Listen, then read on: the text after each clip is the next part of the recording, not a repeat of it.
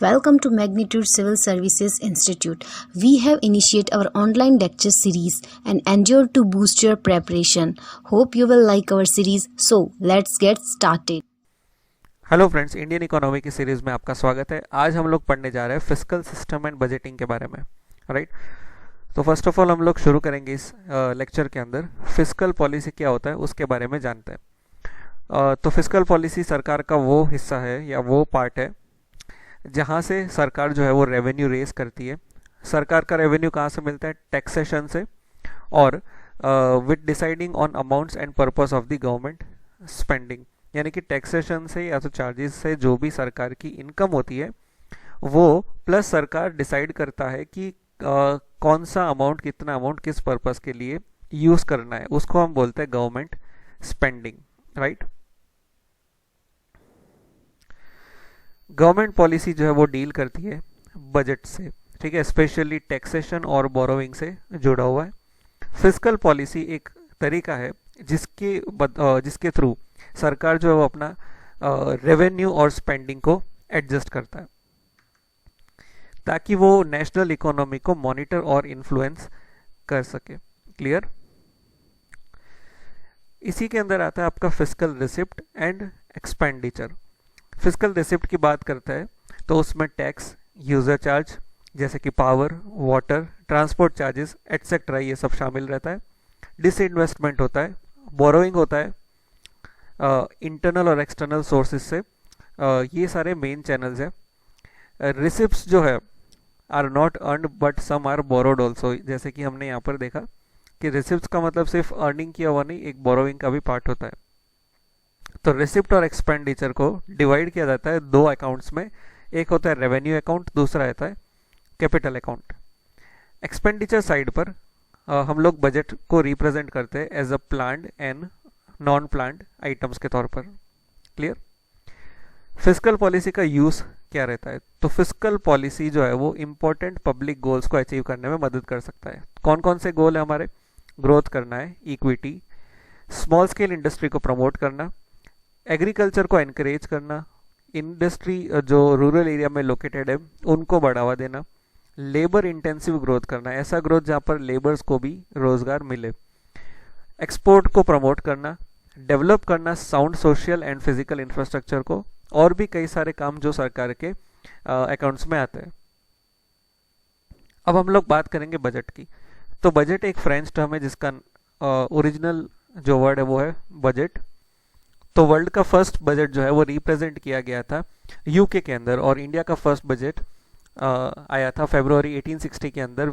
Mister James Wilson ने इसको present किया गया था। गवर्नर जनरल थे उस टाइम पर लॉर्ड कैनिंग। जेम्स विल्सन ही थे जो रिस्पॉन्सिबल थे इंडिया के अंदर इनकम टैक्स लाने के पीछे, और इंडिपेंडेंट इंडिया का फर्स्ट बजट रिप्रेजेंट हुआ गया था 1947-48। आर के शानमुकम चेट्टी जी ने रिप्रेजेंट किया था इस बजट को। फाइनेंस मिनिस्टर थे वो इंडिपेंडेंट इंडिया के। बजट की बात करते हैं तो उसके अंदर 3 कंसेक्यूटिव ईयर्स के जो है डेटास को रिप्रेजेंट किया जाता है, और इस तरह के 4 कैटेगरी में किया जाता है, जैसे कि actuals of last budget, budget estimate of current year, revised estimation of current year या तो क्विक एस्टिमेशन भी बोला जाता है, and budget estimation of the next year. से फॉर एग्जांपल हम लोग बात करते हैं, ये लास्ट ईयर के बजट का एग्जांपल है 2020-21 था, और ये आने वाले साल का है, ठीक है, और यानी कि करंट साल कौन सा होगा? 2019-20। तो फर्स्ट जो है वो एक्चुअल ऑफ लास्ट बजट है, यानी कि करंट ईयर का पिछला साल, यानी कि 2018-19। फिर budget estimation of current year यानी कि 2019-20 का यहाँ पर आएगा।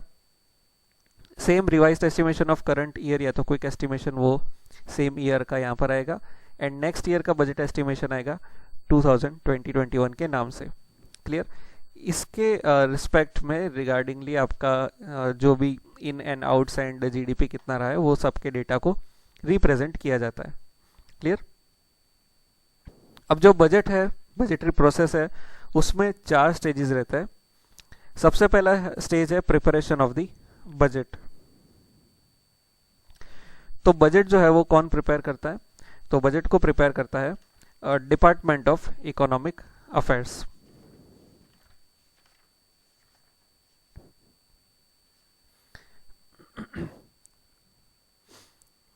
ये जो डिपार्टमेंट है वो मिनिस्ट्री ऑफ फाइनेंस के अंदर आता है। उसके बाद बजट का लेजिस्लेशन होता है, यानी कि लोकसभा और राज्यसभा के फ्लोर के ऊपर इसको डिस्कस किया जाता है और इसके रिलेटेड लॉज को बनाया जाता है। फिर बारी आती है बजट के इम्प्लीमेंटेशन की। एक बार पार्लियामेंट से पास होने के बाद बजट को इम्प्लीमेंट किया जाता है और बजट को इम्प्लीमेंट करता है डिपार्टमेंट ऑफ रेवेन्यू। देन उसके बाद बजट के अंदर जो बात की गई है वो सही में इम्प्लीमेंट हुआ या नहीं हुआ, जो भी स्कीम्स है उसके पैसे एक्चुअल बेनिफिशियरी तक पहुँचे या नहीं पहुँचे, या उस हिसाब से काम हुआ या नहीं हुआ, उसको एग्जामाइन करता है CAG यानी कि controller and auditor general, right. तो इस प्रकार से बजट के 4 स्टेजेस रहते हैं।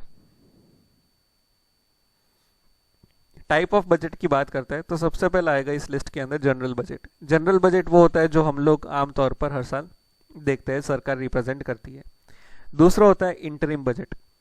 तो इंटरिम बजट एक स्पेसिफिक काइंड का बजट रहता है जिसको सर्टेन सर्कमस्टांसेस के अंदर रिप्रेजेंट किया जाता है। जैसे कोई इलेक्शन आया हो, जनरल इलेक्शन, और पॉसिबल नहीं है कि फुल बजट को रिप्रेजेंट किया जाए because mid of the year में वो इलेक्शन है, तो सरकार क्या करेगी, कुछ महीनों तक का बजट को निकालेगी, ठीक है। या तो पुरानी सरकार यानी कि बिफोर इलेक्शन वाली सरकार इंटरिम बजट निकालेगी, एंड आफ्टर इलेक्शन जो नई सरकार बन रही है वो भी बचे हुए ईयर का एक इंटरिम बजट निकालेगी, ठीक है। तो वो half budget kind of thing आप इसको बोल सकते हो इंटरिम बजट को। 2009 2014 के इलेक्शन के टाइम पर ऐसा हुआ था।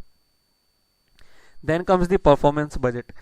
परफॉर्मेंस बजट एक स्पेसिफिक काइंड का बजट है जहां पर एक्सपेंडिचर बजट के अंदर जो बताया गया कि हम लोग यहाँ पर करेंगे उसका रिजल्ट, उसका परफॉर्मेंस, ठीक है, यहाँ पर ज़्यादा महत्व है कि वो एक्चुअल में कितना रिजल्ट ला रहा है, कितना परफॉर्म ला रहा है। भी मतलब जो बजट के अंदर बात की गई थी कि हम लोग इस सेक्टर में इतना पैसा डालेंगे, तो ये परफॉर्मेंस बजट क्या करता है, परफॉर्मेंस दिखाता है आपके इंट्रोड्यूस या तो अनाउंस्ड बजट का। Generally end of the financial year में इसको रिप्रेजेंट किया जाता है। Then comes the zero base budget. Zero base budget के अंदर क्या होता है कि से फॉर एग्जांपल जनरल बजट में हमने वो देखा 4 अलग अलग टाइप्स के डेटा होते हैं 3 कंसेक्यूटिव ईयर के। उसी प्रकार से जीरो बेस बजट में होता है कि भाई कोई भी बेस को नहीं लिया जाता, यानी कि फ्रॉम जीरो, फ्रॉम स्क्रैच सब कुछ शुरू करने की यहाँ पर बात होती है। इस प्रकार का जो फर्स्ट बजट है रिप्रेजेंट किया गया था गवर्नर ऑफ जॉर्जिया के अंदर, USA के अंदर, और इंडिया के अंदर ऐसा फर्स्ट बजट आया था 1987, राजीव गांधी जी ने प्रेजेंट किया था। ये जो कंसेप्ट है जीरो बेस बजट का, इस कंसेप्ट को एडवोकेट किया गया था 1924 ब्रिटिश बजट अथॉरिटी ने, जिसका नाम है Edward Hilton young. Edward Hilton वही है जिन्होंने RBI को स्थापना करने की रिकमेंडेशन दी थी। अब ये जो बजट है उसको मेरिट एंड डीमेरिट बेसिस के ऊपर बनाया जाता है कि भाई जो भी हम लोग काम करने वाले हैं उसका मेरिट और डीमेरिट क्या है। क्लियर। आउटकम बजट की बात करते हैं तो आउटकम बजट भी एक प्रकार का प्रोसेस है, बजटरी प्रोसेस, जिसके अंदर सरकार जो है जो बजट का आउटकम रहा है मिड ईयर तक, यानी कि आधे साल में कितना आउटकम रहा है बजट का, उसको यहाँ पर रिप्रेजेंट किया जाता है इन शॉर्ट। फिर आता है ऑस्टेरिटी बजट। ऑस्टेरिटी बजट भी एक स्पेसिफिक काइंड ऑफ बजट है जिसको स्पेशली रिप्रेजेंट किया जाता है इकोनॉमिक क्राइसिस के टाइम पर।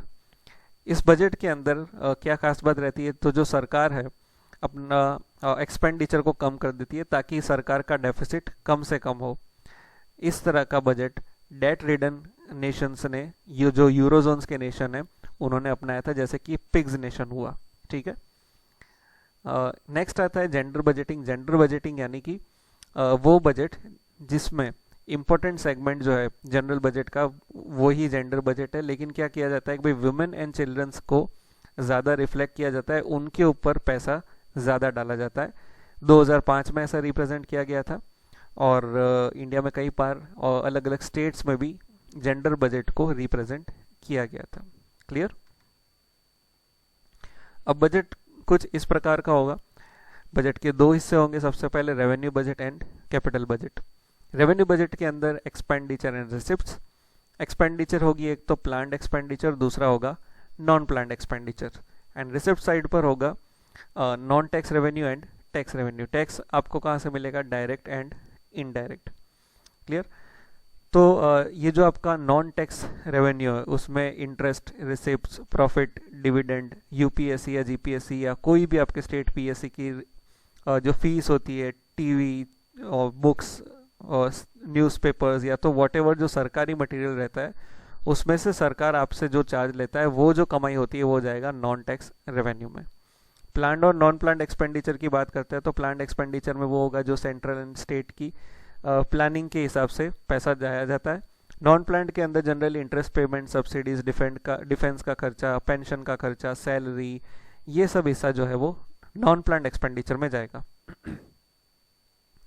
अगर हम लोग बात करते हैं कैपिटल एक्सपेंडिचर की, तो कैपिटल एक्सपेंडिचर क्या होता है कि भाई आर्मी, होम्स, हॉस्पिटल्स, इस प्रकार की अगर कोई हम इंफ्रास्ट्रक्चर या बेस बनाते हैं तो वो गिना जाएगा कैपिटल एक्सपेंडिचर में।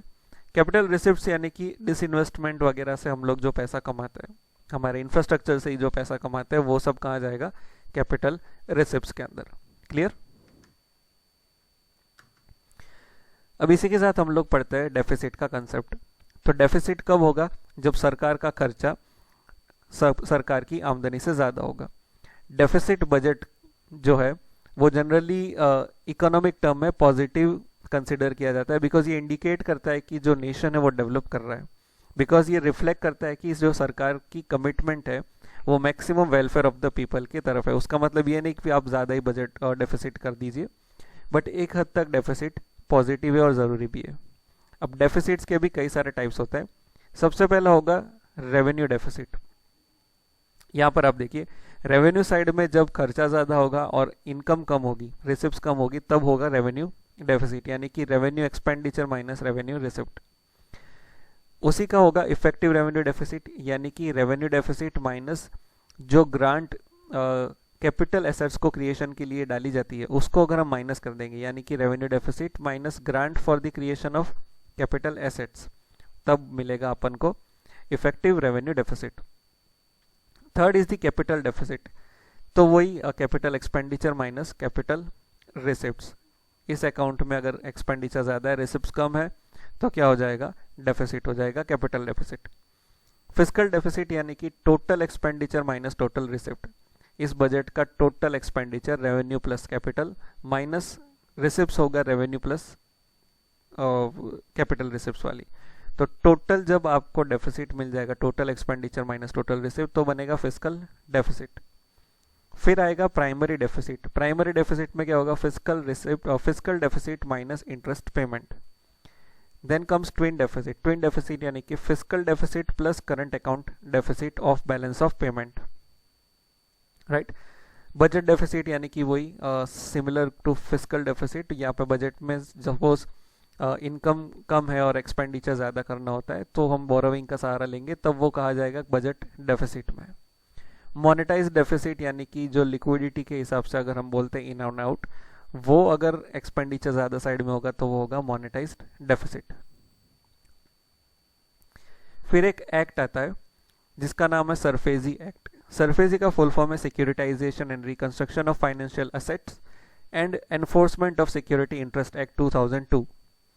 ये जो एक्ट है बैंक को पावर देता है कि आप कोर्ट या ट्रिब्यूनल्स के इंटरवेंशन के बिना आपका जो ड्यूज है, जिसने इंटरेस्ट पे नहीं किया है, उससे आप डायरेक्ट वसूली कर सकते हो। इन अदर वर्ड्स, ये एक्ट जो है वो एनपीए को रिकवर करने के लिए पावर देता है फाइनेंशियल इंस्टीट्यूशंस को।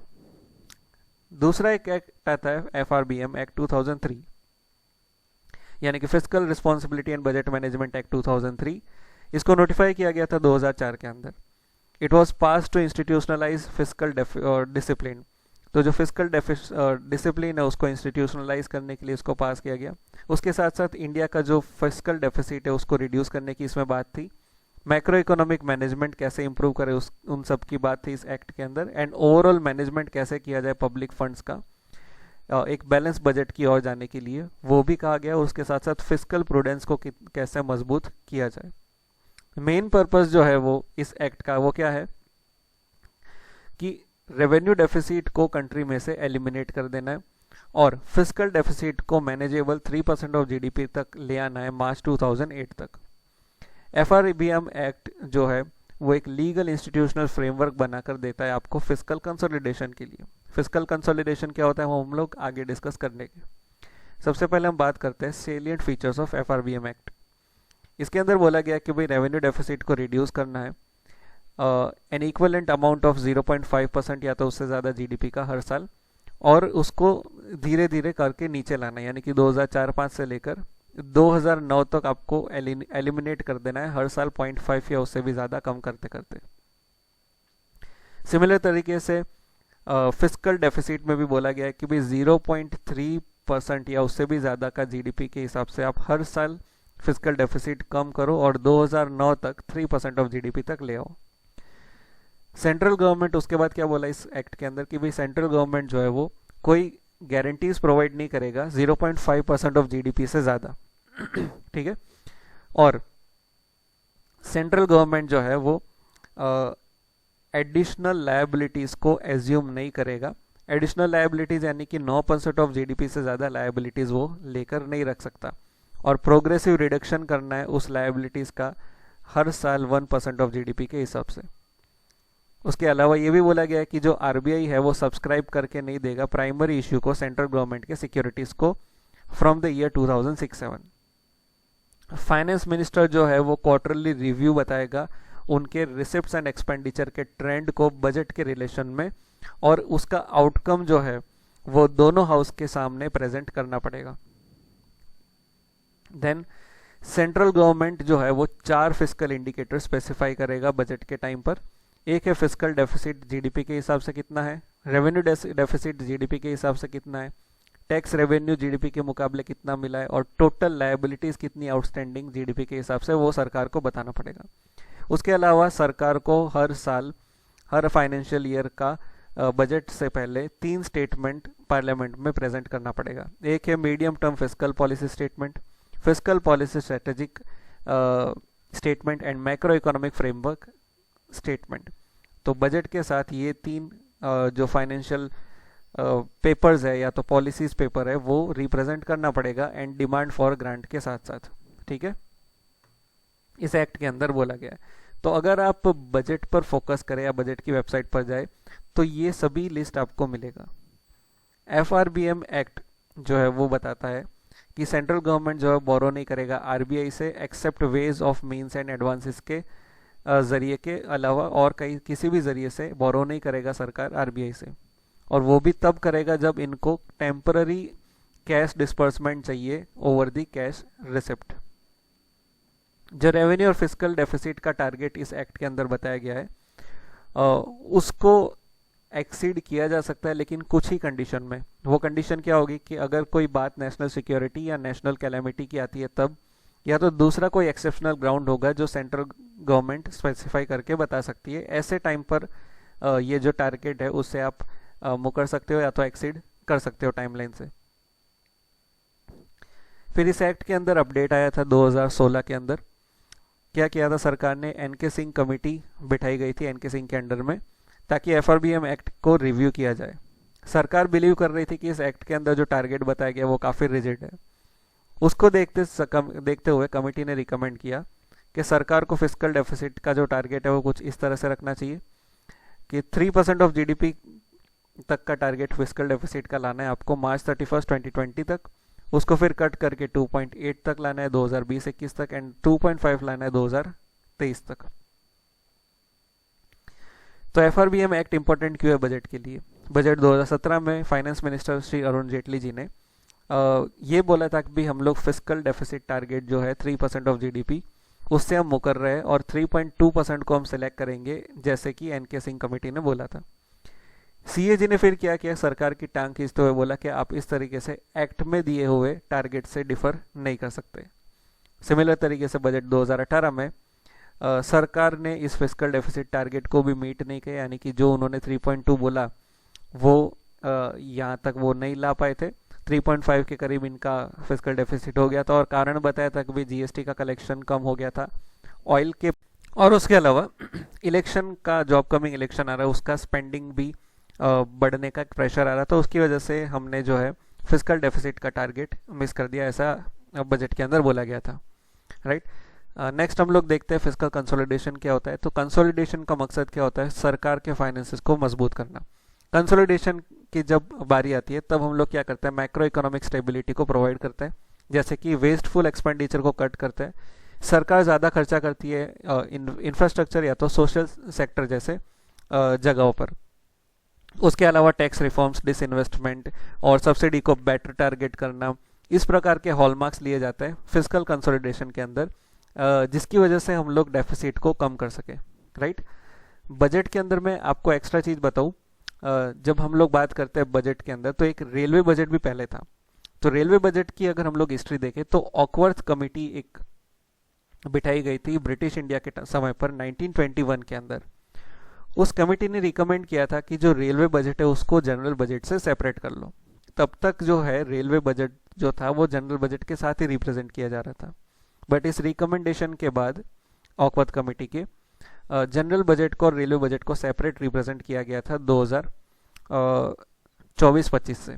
उसके बाद मोदी सरकार या तो एनडीए गवर्नमेंट आई और उन्होंने 1-2 साल के बाद क्या कर दिया, जनरल बजट के साथ साथ ही रेलवे बजट को प्रेजेंट करना शुरू कर दिया, यानी कि अब इसको अलग अलग रिप्रेजेंट किया नहीं जाता, राइट।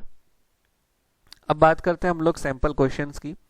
सैम्पल क्वेश्चन के अंदर आप ये क्वेश्चंस देख सकते हैं, राइट। मैं स्क्रॉल कर रहा हूँ, धीरे धीरे आगे इसको ले जा रहा हूँ, आप इसको पॉज करके पढ़ सकते हो और इसके आंसर्स जो है नीचे कमेंट सेक्शन में बता सकते हो। हम इन सभी कमेंट्स के ऊपर जो भी आप आंसर दे रहे हैं उस पर हम लोग रिप्लाई करेंगे कि आपका आंसर सही है या गलत है, और करेक्ट आंसर क्या है हम लोग बताएंगे गलत होने पर। क्लियर। क्वेश्चन नंबर 1 ये है बी मैप से लेकर। क्वेश्चन नंबर 2 है इकोनॉमिक रिनोवेशन को लेकर कि कैसे हम लोग ट्रांसफॉर्म कर सकते हैं। तीसरा है प्रधानमंत्री आवास योजना से जुड़ा हुआ। चौथा है डीमोनेटाइजेशन स्टेप्स से इकोनॉमी किस तरह से एनहांस होगी और कैसे बेनिफिट मिलेगा डीमोनेटाइजेशन स्टेप से। फिफ्थ, ये एक बजट के अंदर आया था ग्रीन गोल्ड नाम से, तो ग्रीन गोल्ड उस बजट के अंदर क्या था, राइट।